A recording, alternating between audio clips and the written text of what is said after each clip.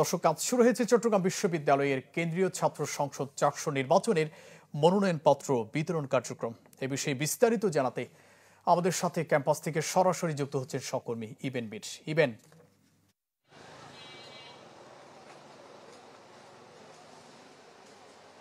মঞ্জুর, সকাল 9:30টা থেকে ফরম বিতরণ শুরু হয়েছে এবং আমরা এখন পর্যন্ত 7 জন মনোনয়ন ফরম সংগ্রহ করেছেন।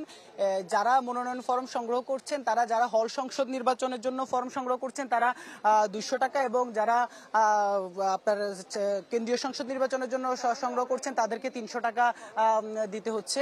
আর পাশাপাশি ডোপ টেস্টের বিষয়টিও রাখা হয়েছে। যারা ডোপ টেস্ট নেগেটিভ হবে তারাই আসলে ফরম জমা দিতে পারবেন।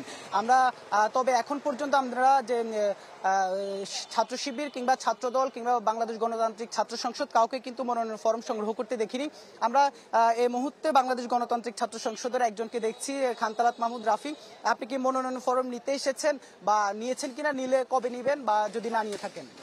এখনো মনোনয়ন ফর্ম নেওয়া হয় নাই, বাট আমাদের পরিকল্পনা চলছে। আমরা হয়তো বা আজকালকের মধ্যে বা খুব শীঘ্রই আমরা মনোনয়ন ফর্ম নিব।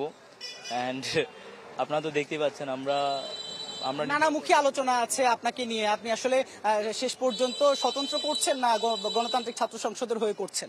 না, আমি যেহেতু একটা সংগঠনের সাথে আছি এবং সাংগঠনিক সিদ্ধান্তের বাইরে যাওয়ার সুযোগ নাই। আমি আমার সংগঠনকে শ্রদ্ধা করি, সম্মান করি। আর বিশেষ করে সবার আগে তো আমি একজন শিক্ষার্থী এবং শিক্ষার্থীদের গ্রহণযোগ্যতা যেদিকে বেশি, আমি মনে করি যে বাংলাদেশ গণতান্ত্রিক ছাত্র সংসদ শিক্ষার্থীদের জন্যই কাজ করে এবং এটা শিক্ষার্থীদের জন্যই কাজ করবে। তো সেটা থেকে আমাকে এখনো সিদ্ধান্ত দেওয়া হয় নাই। কেন্দ্রীয় সিদ্ধান্ত আসার পরে হচ্ছে এটা জানা যাবে। তবে সম্ভাবনা রয়েছে শীর্ষ 3 পদের এক পদে লড়তে পারি। ধন্যবাদ। আসলে তিনি যেমনটি বলছেন যে শীর্ষ 3 পদ অর্থাৎ ভিপি, জিএস এবং এজিএস তিনটির একটিতে তিনি আসলে লড়ার ইচ্ছা পোষণ করছেন। তবে আগামীকালকে এবং পরশু এই 2 দিনই মূলত হচ্ছে যে ছাত্র সংগঠনগুলো আছে। ধন্যবাদ আপনাকে। দর্শক, আজ শুরু হয়েছে চট্টগ্রাম বিশ্ববিদ্যালয়ের কেন্দ্রীয় ছাত্র সংসদ চাকসু নির্বাচনের মনোনয়নপত্র বিতরণ কার্যক্রম। সে খবর জানাচ্ছিলেন সহকর্মী ইবেন মির।